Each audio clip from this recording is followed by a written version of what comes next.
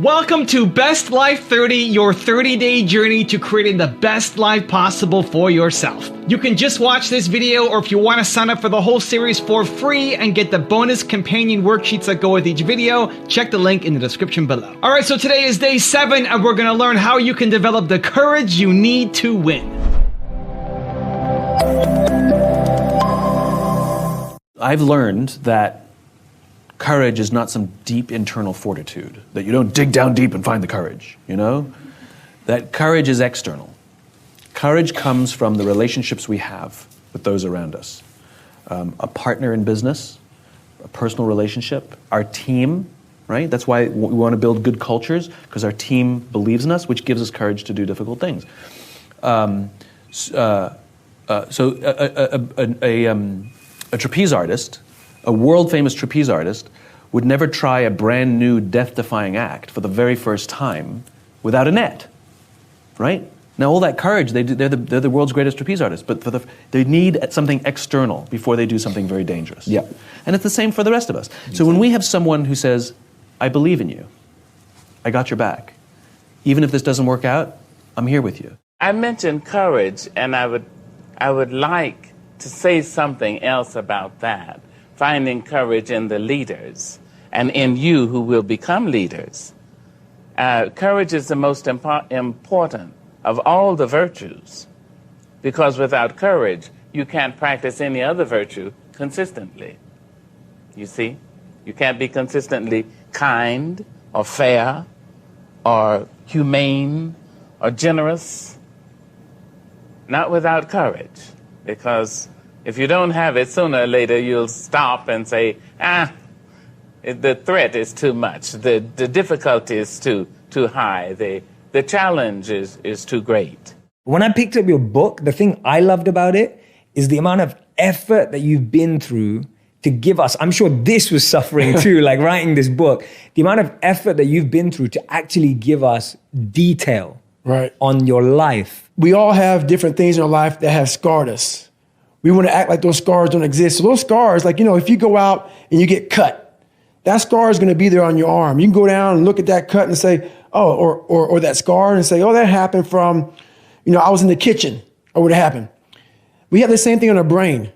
I have all these scars on my brain from growing up, from, you know, being abused, from suffering through life, from having a learning disability, from stuttering, from having just a really bad childhood. And so all those memories, I had to cut open that scar and go into it. And that was a hard process for me to do. Not only was that a hard process for me to do, for me to have the courage to share that with people, you know, because I'm the so-called toughest man on the planet. So they think. So for me to break open that shell and tell people, hey, that wasn't always me. You know, it's hard to do, you know, it's hard to do. So it was a tough process. Throughout this journey, I started becoming this new person. I started creating this new person. And people started seeing me as this amazing superhero. In the back of my mind, I knew the real story. And I was like, man, one day you have to really share it. I'm like, man, but do you have the courage? You know, like, it's great to live right here. I've established this. People think you're great. Just stay here. Don't go back. Let's not go back. But the only way you can help people out is let them know that this is possible. So I had to go back and say, this is where I come from. Yeah. And where I come from is hell. Ladies and gentlemen, boys and girls, what if you could accomplish in the world today if you weren't afraid? If you weren't afraid of what people thought of you, said about you, whispered about you, what could you accomplish? A lot more than you've accomplished today. A lot more. Why do we care what people think? Why do we care what people say? And more importantly, why do we care what people whisper? Because we have no self-worth. We have next to little self-esteem. And we have no self-confidence. And how do we get that way? Yes, mommy and daddy. Life expands and contracts with courage. When was the last courage type thing that you did in your lifetime? Walk against a red light? Whisper that your spouse, your significant other, is a bitch or a bastard? When was the last time you exhibited some courage? Some of you have to go back a long, long way. Some of you never. I said yesterday, I cannot believe that there are people in this audience that have never been spanked, never had a harsh word said to them by their parents, never got in a fight on the school grounds. I can't believe that. And you wonder why you are the way you are. Now, I'm not saying that being a high-performance person is beating the shit out of everybody, but it doesn't hurt. Here's a stat from your show, and it says that the richest 85 people on this planet have as much money as the poorest 3.5 billion. Yeah, right. That's on the planet, however. You know, that's... It's not far off in America. No, it isn't far off in America, but we still here don't abandon the idea that it isn't finite. Yeah. It isn't finite if you were born, where were you born? Me? Yeah. Baton Rouge, Louisiana. Baton Rouge General Hospital. Baton Rouge. There you go. Louisiana. I was born in Memphis, Tennessee. I had a long haul from where I came from to here, but here we are. Right. So proof of the pudding is in the eating, and here we sit at the dining table. But it's hard to, when you say that to some people, because they say, oh, there you go with a pull yourself up by the bootstraps thing, and, you know, you're just being respectable. Not everybody can do that. Well, everybody can. Everybody doesn't. Courage is the key to life itself. There are a lot of people who are born in situations where they say, well, I'll never get out of this. So they won't. I say to people who say, well, I would like to have done so and so and so. So, well, you could have done it. So, well, I couldn't get out of here. Man, the bus runs every day. You're exactly right. Yeah. If you can conceive it in your mind. If you can think of it, you can do it. That's the human condition. If we can imagine it, we can do it. Right. And I think that's the condition of each individual human. It's not enough to have a great idea and the focus and the conscientiousness to see it to fruition. You must have the strength and the resolve and the courage to pursue that idea even when the rest of the world thinks you're insane. Right? Time and time again, if you look at the stories of extraordinarily important entrepreneurs, there is almost always a moment when they are the only ones who believe in the value of what they're doing. You know, I tell in my book the story of my book, David and Goliath, the story of Ingvar Kamprad, the guy who founds IKEA. And the crucial moment in the story of IKEA is when he faces a boycott from the other furniture manufacturers in Sweden, and he's about to go out of business. And in desperation, he moves his operations across the Baltic Sea from Sweden to Poland and sets up shop in Poland. And that's what IKEA is. IKEA is essentially furniture shipped flat made in Poland. That's the original elevator pitch for IKEA. What's interesting about that is he does it in 1961. At the height of the Cold War, at a time when East and West, communist world and free world are closer to outright war than at any other time in history, a guy living in the West, Sweden, crosses the pond to Poland, the Iron Curtain, and sets up shop. You cannot imagine what a controversial move that was. That would be like Walmart opening operations in North Korea. Literally, it's on that level of kind of eyebrow raising, you've got to be kidding me, who is this guy kind of thing. But he does it, and he persists, and he turns his back on all those critics. Why? Because he is a deeply disagreeable person. Didn't need people to agree with him, right? And that's how he's able to build IKEA into this extraordinary runaway success story.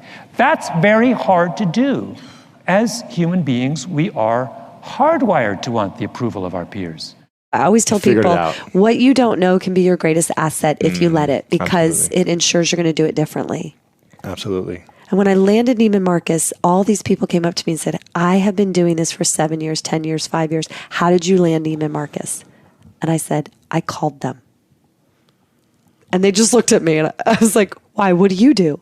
They're like, well, I go to trade shows and I set up my booth and I'm waiting for the Neiman Marcus buyer to come by. And we've been doing it every year for 7 years. I didn't even know there were trade shows. Wow. So sometimes just not knowing how it's supposed to be done.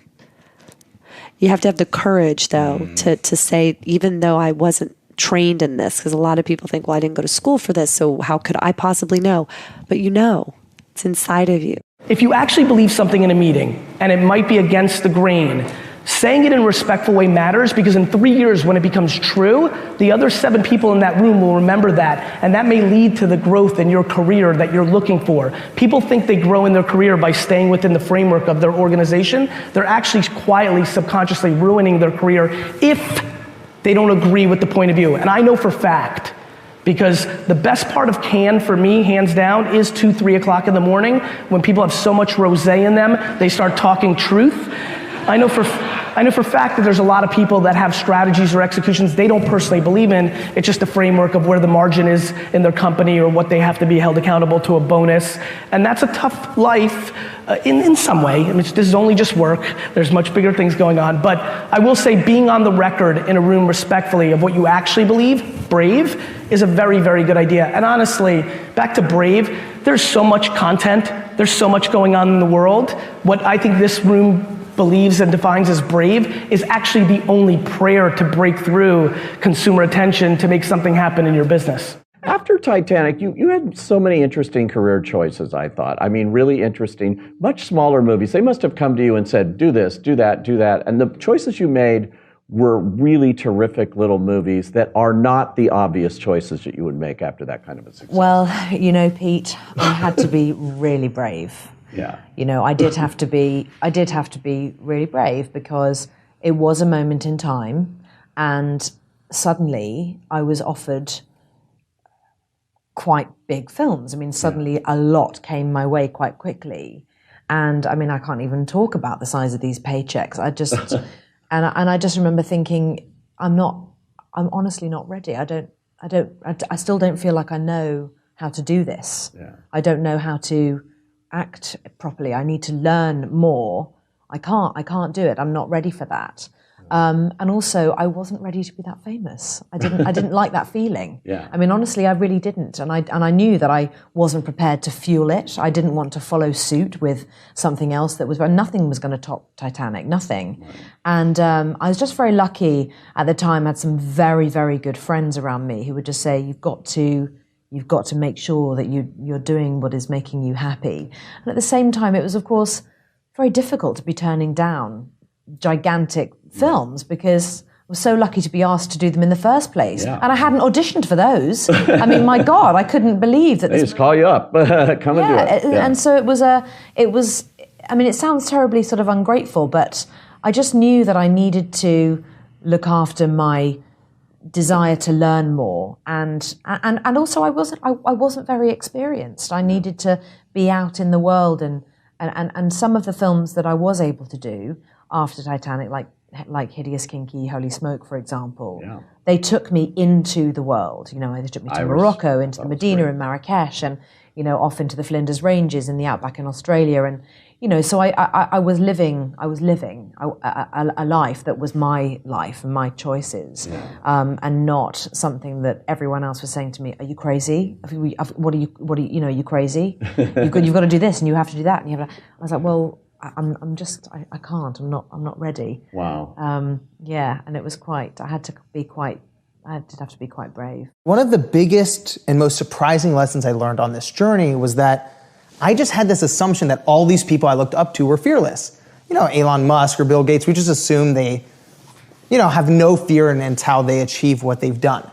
But what I've learned is that not a single one of them were fearless. They actually were filled with tremendous amount of fear. So while they weren't fearless, they did have tremendous amounts of courage. And the difference between fearlessness and courage is that fearlessness is jumping off of the cliff without thinking.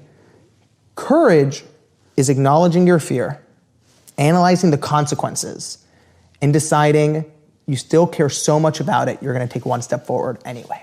The very minute that you decide upon something, you know that's what you want, you know you're going to do it, all of these negatives that have been bothering you, they pick up their baggage and get out. They just move out. They can't live in a positive mind.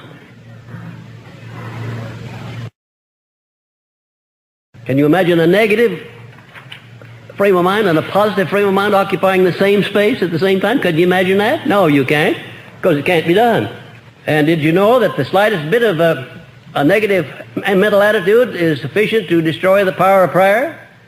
Did you know that the slightest bit of a negative mental attitude is sufficient to destroy your plan, whatever it is you're doing, carrying out your definiteness of purpose? You have to move with courage, with faith, with determination in connection with carrying out your definiteness of purpose. I initially was not trying to do music at all. I mean, I came to the United States, my family came, and my parents made that choice. My mom came over to Miami, and her main thing was just like, we don't have money to get you into college, so you're gonna have to get a scholarship and you're gonna have to study your butt off.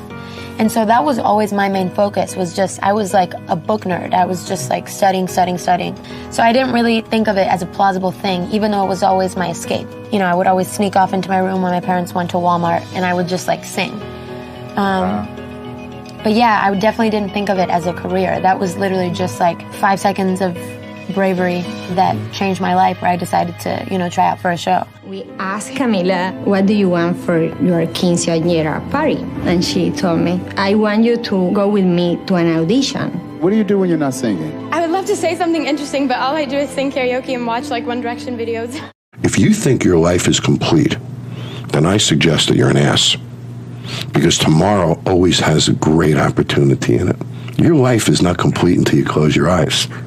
So when you say somebody who's in a job they hate would love to be able to do this, my comment is, why the hell are you in a job you hate? Don't you have the courage to leave it? So you're in a job you hate, you're doing nothing to change it, but you'd like better. Sometimes if they have mouths to feed, sometimes I get it. But what were the things about you? Not saying what we can listen, we'd have to go over those specific cases, I think, and really get into each person to break them. But what do you think that were the things about you? One of it is you always had your eyes open to tomorrow and new opportunities.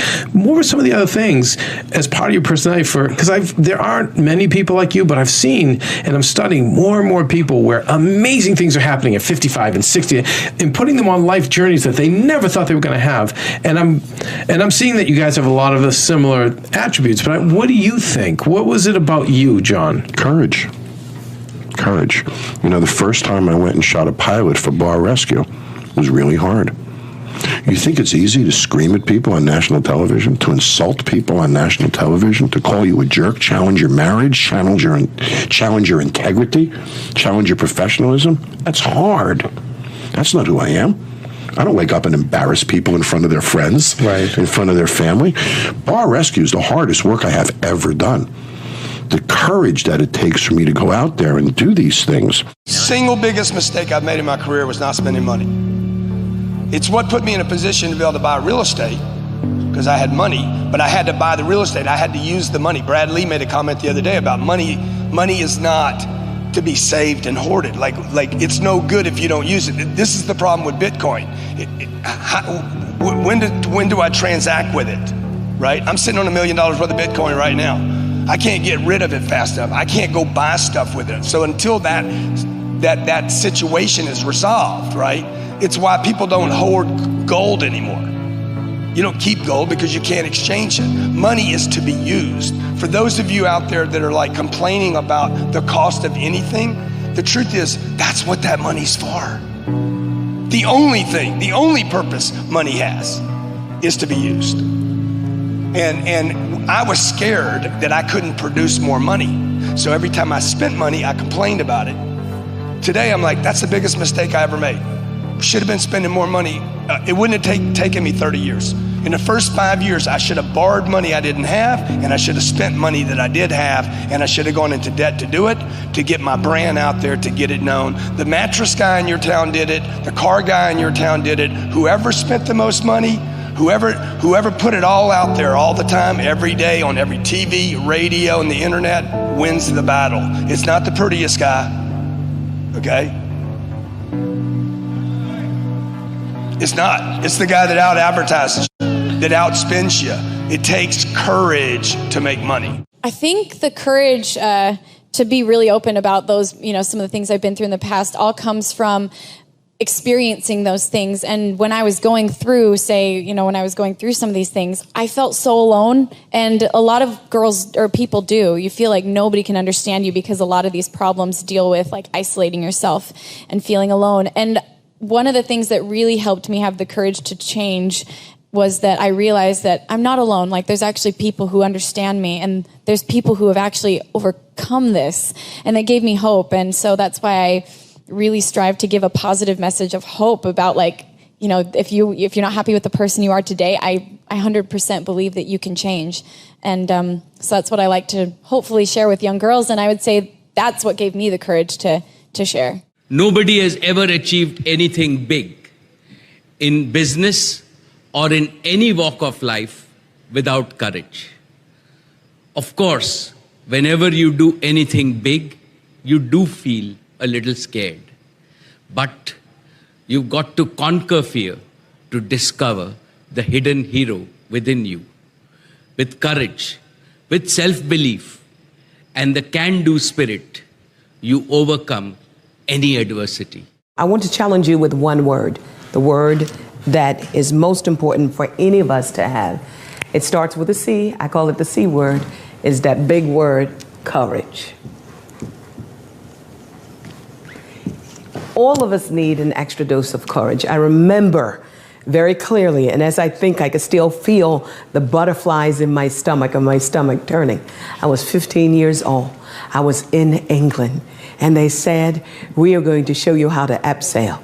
It looked so easy. From where I was standing, I said, I can ace that, until I got to that high point on the mountain. They harnessed me up, and they said, go. All of a sudden, the butterflies show up. I have absolutely no courage. Every ounce of I can do it was drained out of me. When I looked down to the bottom and I was trying to figure out, I have never done this. How am I going to get from the top to the bottom? It started with putting one foot in front of the others.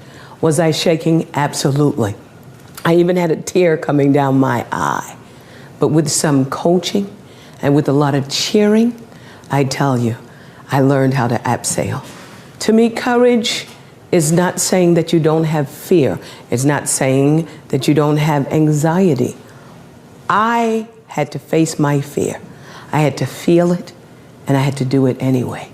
And that's what courage is all about. You ask yourself, can I really do this? Can I really go back to school? Can I really heal after a broken marriage? Can I really go on? We all ask those questions sometimes, especially if we've been through a storm, a financial storm, an emotional storm, a relational storm, or even a health storm. When those winds are blowing, it seems as if we're going to capsize in a sea of fear. But hang on for 1 minute.